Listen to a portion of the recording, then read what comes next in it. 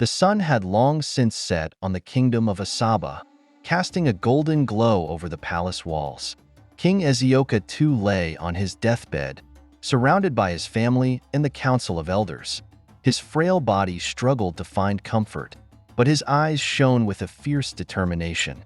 "My time has come," the king whispered, his voice barely audible, "but I must ensure the future of our great kingdom." His twin sons, Obiora and Ogonna, stood side by side, their faces etched with grief. Obiora, the elder twin by mere minutes, held his father's hand, his eyes welling up with tears. "Father, please," Obiora begged, "don't leave us yet."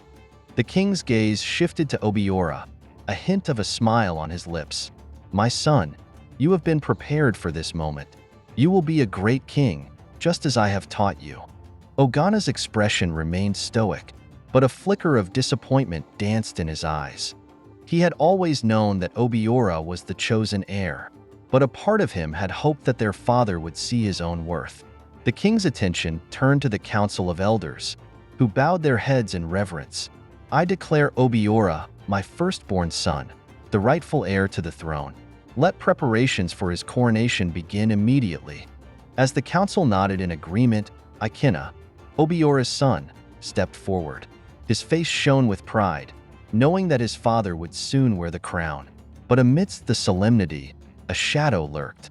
Ogonna's gaze drifted to his own son, Ekene, who stood at the edge of the room. A silent understanding passed between them, a spark of ambition that would soon ignite a firestorm. The king's chamber fell silent as the weight of his words settled upon the assembly. Outside, the kingdom of Asaba slumbered, unaware of the turmoil that would soon engulf it. In the days that followed, the palace buzzed with activity. Preparations for Obiora's coronation reached a fever pitch. Nobles and dignitaries arrived from across the kingdom, bearing gifts and well wishes. But fate had other plans. On the eve of the coronation, disaster struck. Obiora stumbled into his chambers, clutching his chest. His face contorted in agony as he collapsed onto the stone floor. Ikenna rushed to his side, screaming for the palace guards.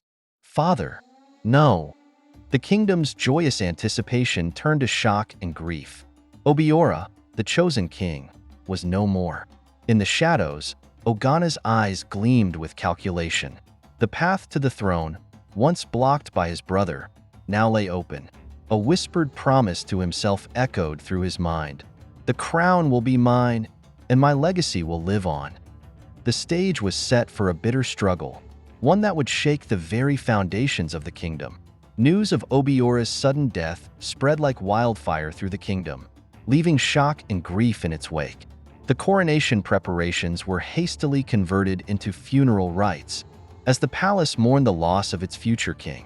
Ikenna, reeling from the loss of his father, found himself at the center of a brewing storm. His uncle, Ogonna, approached him with an air of solemnity. "Ikenna, my nephew, I share your sorrow," Ogonna said, his voice dripping with condolence. "But we must consider the future of Asaba. With your father's passing, the throne is now mine by right." Ikenna's eyes narrowed, suspicion kindling within him. The king's last wish was clear, "Uncle, my father was to succeed him."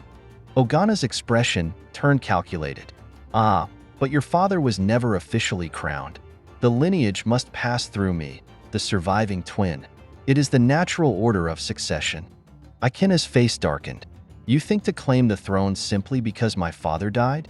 I will not stand idly by while you seize what is rightfully mine." The tension between them was palpable, drawing the attention of the palace guards. The council of elders, sensing the escalating conflict, intervened. "Peace, Ikenna, Ogonna." Elder Uday, the council's leader, commanded. "We will convene an emergency meeting to determine the rightful heir. Let us not forget the sacred traditions of our kingdom."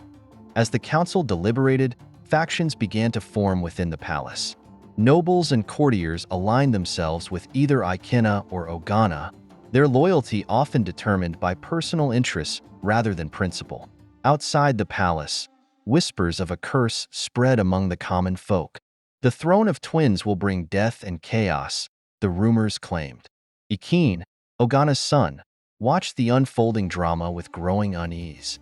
His father's ambition had always been clear, but he had never imagined it would lead to such division. "I will not betray my cousin, Ikenna," Ekene confided to his closest friend, Amici. "But my father's determination is unshakable. I fear for our kingdom's future." Amici's expression turned grim. "The throne has become a prize to be won, rather than a sacred trust. We must tread carefully, lest we be consumed by this struggle." As night fell on Asaba, the palace remained ablaze with tension. The council's decision loomed, threatening to plunge the kingdom into chaos. In the shadows, Ogonna convened a secret gathering of his loyal supporters. His voice dripped with conviction as he outlined his plan. "We will not be swayed by sentiment or tradition. The throne is mine, and I will claim it by any means necessary. Prepare our private armies, my friends. The time for words is ending." Across the palace, Ikenna stood resolute, his heart burning with determination. "I will not let my father's legacy be stolen. The throne will be mine, as the king intended." The fate of Asaba hung in the balance, as two rival claimants prepared to clash in a struggle that would leave only one victor. The Council of Elders convened in an emergency session, their deliberations fueled by the escalating tension between Ikenna and Ogonna. Elder Uday, the council's leader, opened the proceedings. "We gather to determine the rightful heir to the throne. Let us consider the sacred traditions of our kingdom and the wishes of our late king." Ogonna presented his case, citing the natural order of succession and the fact that Obiora was never officially crowned. Ikenna countered with the king's explicit declaration, naming his father as the rightful heir. The council debated long into the night, their discussions punctuated by passionate arguments and veiled threats. Factions within the council emerged, with some elders supporting Ikenna's claim and others backing Ogonna. As the council's divisions deepened, the kingdom's nobles and courtiers began to take sides. Lord User, a powerful noble, pledged his allegiance to Ogonna. "I will not abandon my loyalty to the royal family," Lord User declared. "Ogonna is the rightful king, and I will stand by him." Lady Neoma, a respected member of the council, countered, "We cannot disregard the king's last wish. Ikenna is the rightful heir, and we must uphold the tradition of our kingdom." The palace became a hotbed of intrigue, with whispers of betrayal and hidden agendas spreading like wildfire. Ekene, Ogonna's son, found himself torn between loyalty to his father and his growing unease with the unfolding events. "Ikenna is my cousin, my friend," Ekene confided to Amici. "But my father's determination, I fear for our future." Amici's expression turned somber. "The throne has become a prize, not a sacred trust. We must be cautious, lest we lose ourselves in this struggle." As the council's deliberations continued, the kingdom's stability began to fray. Villages loyal to Obiora's memory began to revolt, and rumors of a curse spread far and wide. "The throne of twins will bring death and chaos," the whispers claimed. Ikenna, sensing the growing unrest, took a bold step. He addressed the gathered nobles and courtiers, his voice ringing with conviction. "I will not let our kingdom burn. I call upon the council to render their decision, that we may put an end to this strife." Elder Udea's expression turned grave. "We will announce our decision at dawn. Let us pray that wisdom guides us." As the night wore on, Ogonna's private army assembled in secret, their numbers swelling with each passing hour. Ikenna, aware of the threat, rallied his own supporters. The fate of Asaba hung in the balance, as the kingdom teetered on the brink of civil war. The council's decision, expected at dawn, would either restore order or plunge the kingdom into chaos. In the shadows, a mysterious figure watched the unfolding drama with interest. This figure, hidden from prying eyes, held secrets that could shatter the very foundations of the kingdom. As the first light of dawn crept over the palace, the council convened once more. Their decision would change the course of Asaba's history forever. The council's decision was met with a mix of anticipation and trepidation. Elder Udea's voice echoed through the palace. "After careful consideration, we declare that the rightful heir to the throne is Ikenna." as his father was to be king before his untimely death. Ogonna was furious and started making a whole lot of noise. As this was going on amidst the chaos in the scene, Amici, Ekene's friend, approached him with a whispered warning. "Be cautious, Ekene. Your father's desperation grows. I fear he will stop at nothing." Ekene's eyes narrowed. "I will not betray my cousin. If my father's ambition destroys our relationship as father and son, then so be it." As the chaos continued and almost going physical between Ikenna and Ogonna, a palace guard burst into the chamber. "I have a confession to make," he stammered. "Ogonna ordered me to kill Obiora." The assembly erupted into chaos. Ikenna's eyes blazed with fury. "You murdered my father?" Ogonna's composure crumbled.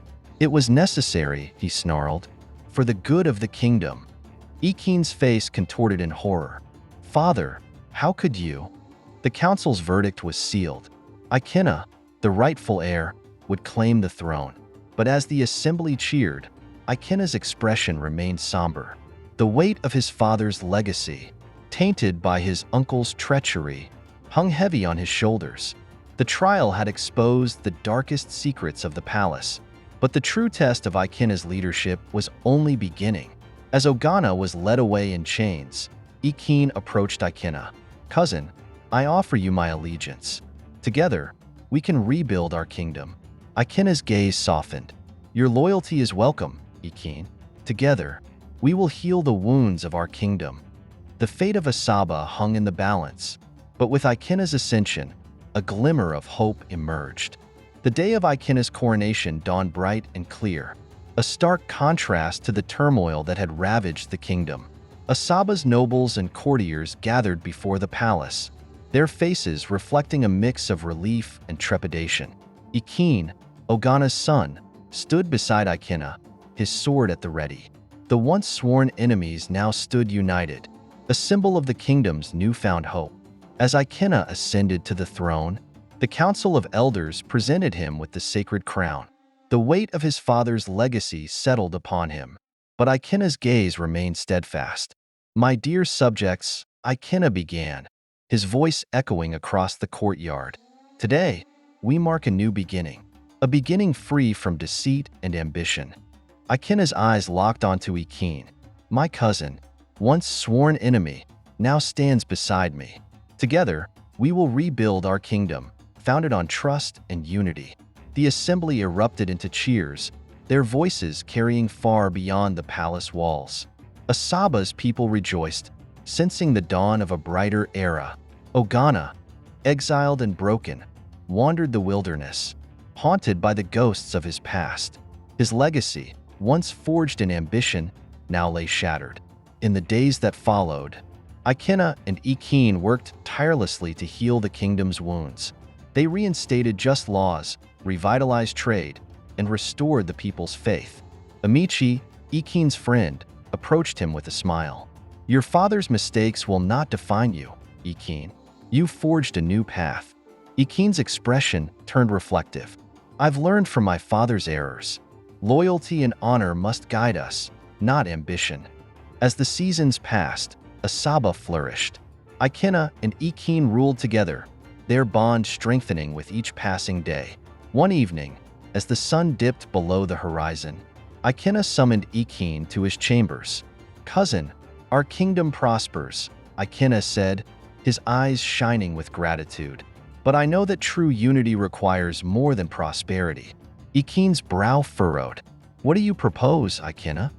"I propose that we share the throne," Ikenna declared. "Together, we'll rule as co-monarchs, ensuring our kingdom's future."